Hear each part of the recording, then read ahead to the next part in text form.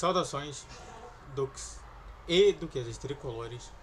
Aqui quem fala é Duque Tricolor para mais um Soluções no Fluminense. A formação da remontada. Aqui não vai ter nenhuma ideia mirabolante, nem nada disso, não. Todas as ideias aqui já foram muito bem utilizadas, entendeu? As pontas ali que estão meio estranhas, mas eu vou te explicar o porquê estão meio estranhas. Dá pra considerar que na verdade não são pontas fixas, mas sim são pontas que se movimentam durante todo o trajeto. Então, não considere que as pontas, pelo menos, né, os jogadores pontas, são jogadores que realmente vão ficar ali. Não existe isso no meu elenco do Fluminense. Então, entenda de uma vez que YouTube Live é todos os dias, exceto sexta-feira, às 7 horas da noite. Exceto sexta, né? E claro, sábado não vou ter também essa situação, porque eu vou ter um dia muito cheio. E também entenda que se inscreva no canal, faça o triplo C que é curte, comente, compartilhe. Redes sociais, inscrição de vídeo, vídeo dias 10, 12, 20 horas. Pix na tela e vamos continuar falando mais sobre.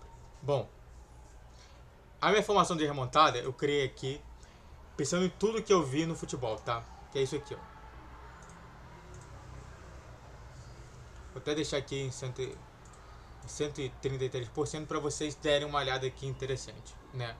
Eu coloquei cada jogador aqui que é importante, então vamos lá. Por que eu não estou considerando o Ares? Porque o Ares falou que quer sair, tá? Então a primeira coisa que você deve estar vendo aqui, pô, mas por que você não está considerando o Ares? Aí eu respondo, o Ares quer sair do Fluminense, então eu não estou nem considerando aqui o Ares.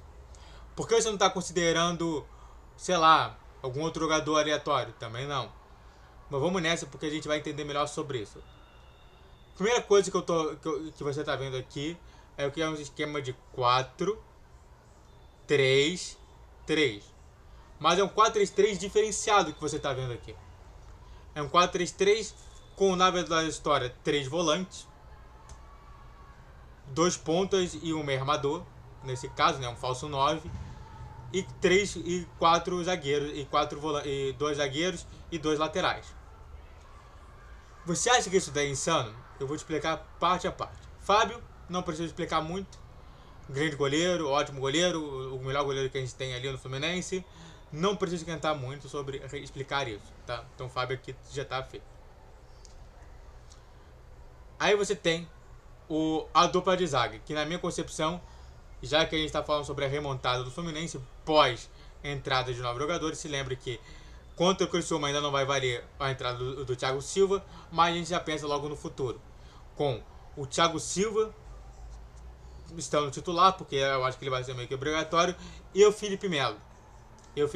Ali. Eu vou explicar justamente aqui do porquê o Felipe Melo. O Felipe Melo ele pode ser visto justamente como aquele cara que vem no fundo, tá?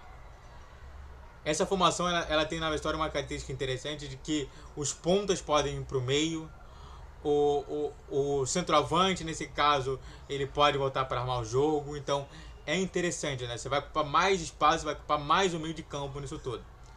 Então você não precisa ter tanto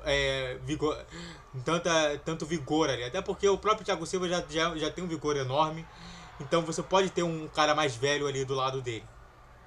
Você tem o Alexander, que absurdo, que absurdo. Como é que você coloca o Alexander na lateral?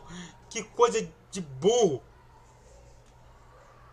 Alexander, ele já foi lateral. Aliás, o melhor momento que Alexander foi na lateral.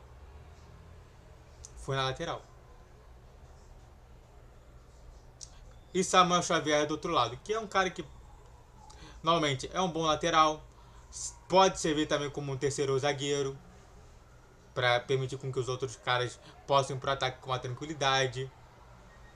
Eu vejo muito mais o Samuel Xavier muito como um cara que pode servir muito mais como um terceiro zagueiro também. Não precisam toda hora o André estar voltando para ser um terceiro zagueiro. Mas também é um cara que também pode do nada ir para o ataque e acabar fazendo superioridade numérica no ataque.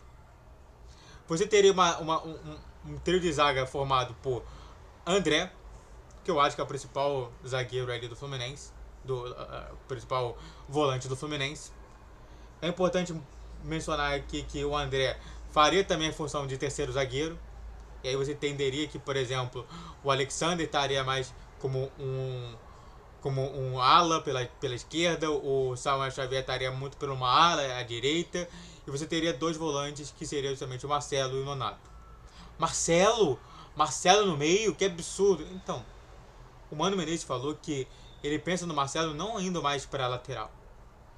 A história, ele só jogou com o Marcelo, eu acho que foi contra o Internacional, colocando ele como lateral, mas ele pensa o Marcelo como saindo da lateral. Aliás, em vários momentos do jogo, ele é visto no meio. Então, para mim, não é tão insanamente dito como justamente ali. Ainda mais que é um cara que sabe armar o time dentro aí do campo. E o Nonato participa como uma referência de motorzinho. Todo time que você for ver, se você está vendo a Argentina, se você está vendo o Uruguai, se você está vendo a Colômbia, todos esses três times têm um motorzinho no meio de campo. O motorzinho da Colômbia é o John Arias, o motorzinho do Uruguai é o Nico de la Cruz, o motorzinho da Argentina é o... Não sei qual o nome. Mas sempre tem um motorzinho, né? A gente está sempre vendo essa característica de motorzinho. E o motorzinho pode ser o Nonato, que simplesmente é o cara que faz isso diversas vezes. No ataque, um ataque bem leve, bem jovem, com apenas o Ganso ali sendo mais velho. Mas o Ganso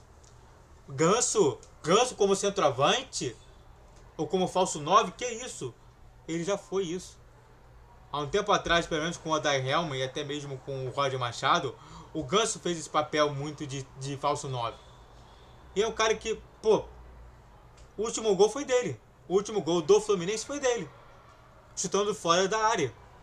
Então sim, o Ganso não é tão insanidade assim de falar assim, Ganso é o cara que não pode. Não, o Ganso ele pode servir. E aí eu estou falando antes dos dois ali. Lucumí e Marquinhos.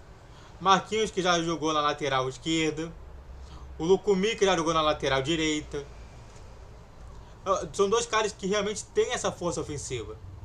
O Lucumí um pouquinho mais alto, o Ganso também é alto. Uma coisa que diversas vezes estão reclamando é da altura. O Ganso é alto, o Lucumí é alto. O próprio Nonato não é tão alto assim, mas dá para fazer. O próprio Marcelo pode também. Eu quero ver muito mais o Marcelo entrando como segundo atacante. Pode também servir dessa maneira, né? Imagina, né? Uma situação de colocar o André continuando sendo o primeiro, o Nonato sendo o segundo volante. Você coloca o esquema, já que os dois sabem marcar bem, coloca os dois como se fossem meia direita e meia esquerda, né? Nesse caso, meia esquerda e meia direita. E você coloca o Ganso e o Marcelo como primeiro atacante e segundo atacante. É uma forma. Existem diversas formas que eu poderia montar aqui pra vocês, mas eu montei essa. Sabe, o meu canal ele não quer buscar, igualmente como o Mano Menezes falou, não vamos buscar problemas, vamos buscar soluções. Essa é uma delas que eu estou mostrando pro Mano Menezes, tá bom? Muito obrigado a todos. E claro, sem nenhuma insanidade, o Marcelo pode jogar no meio. O Fernando Diniz jogava com o Marcelo no meio. O Mano Menezes está vendo o Marcelo no meio. Não há insanidade nenhuma. Ganso como centroavante. Ganso jogou como centroavante com o Roger Machado, com o Odair Helman. Então não há insanidade jogar o Ganso como ali amador. Alexander, também não há insanidade colocar ali ele como lateral, porque ele já jogou diversas vezes de lateral. Então nenhuma parte aqui é insanidade, tá bom? Dito isso, muito obrigado a todos que assistiram. Eu fico por aqui. Se inscreva no canal. Faça o triplo C que curte, comente e compartilhe. Redes sociais na descrição de vídeo. Vídeos de 10, 12, 20 horas. Pix na tela. E YouTube Live todos os dias, exceto sexta-feira, às 7 horas da noite. Saudações tricolores e até a próxima.